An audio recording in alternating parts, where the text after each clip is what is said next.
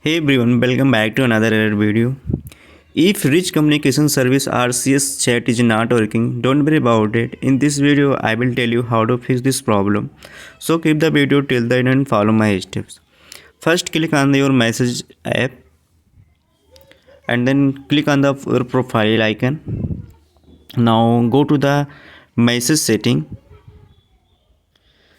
As you can see here, RCS Chat. Click on this option.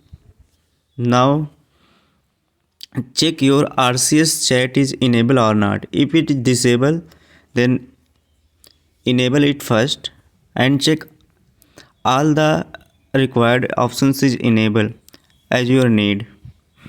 If it is disabled, then enable it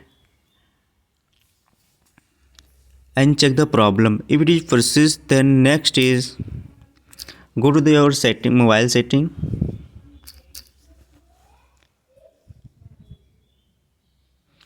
and click on the system update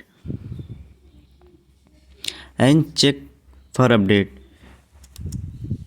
If any update is available on your device, then update it. So by this way you can fix your problem. I hope this video is useful for you. If you like this video, click on the like button and subscribe to our YouTube channel and share with friends. Thanks for watching. See you in the next video.